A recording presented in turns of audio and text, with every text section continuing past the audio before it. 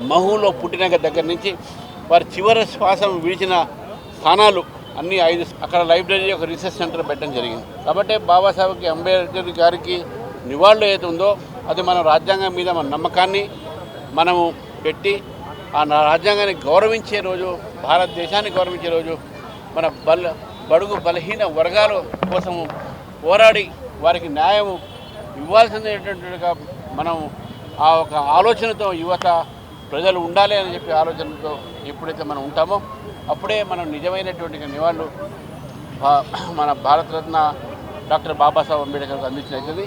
కాబట్టి ఈ సందర్భంగా నేను నా పార్టీ తరఫు నుంచి వారికి నివాళులు అర్పిస్తూ మన దేశ ప్రజలందరూ కూడా వారిని స్మరించి వారు చూపెట్టిన దారిలో నడవాలని చెప్పి కూడా కోరుతున్నాను. డాక్టర్ బాబాసాహెబ్ అంబేద్కర్ మహా మేధావి, పోరాట యోధుడు, అస్పృశ్యత కోసం, కుల నిర్మూలన కోసం,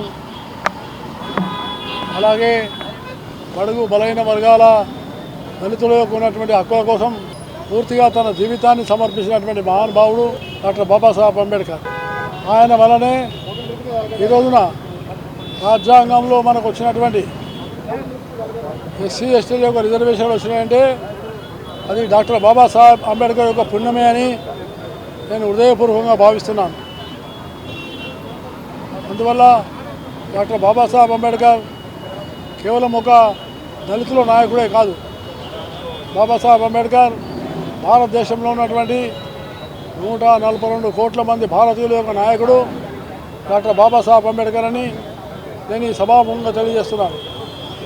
వారికి నిజమైన నివాళులంటే మనము సమాజంలో సామాజిక న్యాయాన్ని, సామాజికమైన సమరసతలు, అలాగే బడుగు బలహీన వర్గాల యొక్క విద్య, వైద్యము, నైపుణ్యము, ఉపాధి వీటిని పెంచడమే వారికి నిజమైన నివాళులుగా నేను అర్పిస్తూ వారికి మరోసారి శ్రద్ధాంజలి ఘటిస్తూ సెలవు తీసుకుంటాను.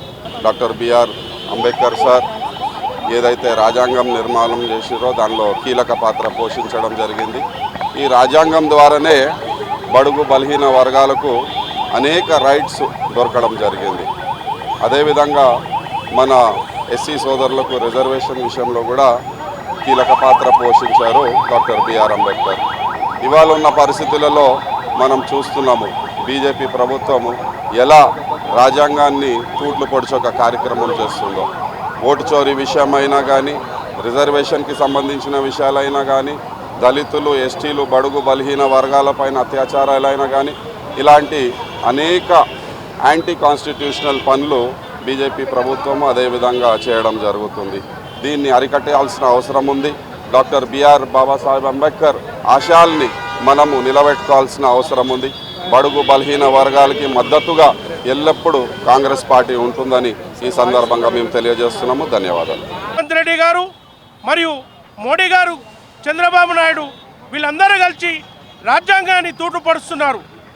కనుక మనం బడుగు బలహీన వర్గాలు, ఎస్సీ, బీసీ, మైనార్టీలందరూ కూడా మీరంతా ఐక్యమై ఈ దాడిని తిప్పికొట్టాలని చెప్పి మేము అంబేద్కర్ సేన తరపు నుంచి మేము కోరుకుంటున్నాం. జై భీమ్, జై మాలా.